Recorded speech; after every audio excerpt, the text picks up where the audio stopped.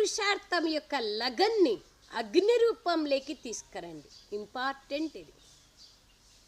తీవ్ర పురుషార్థం చేస్తాము, కానీ అగ్ని రూపంలో రావాలి. జ్వాలాముఖులుగా కండి.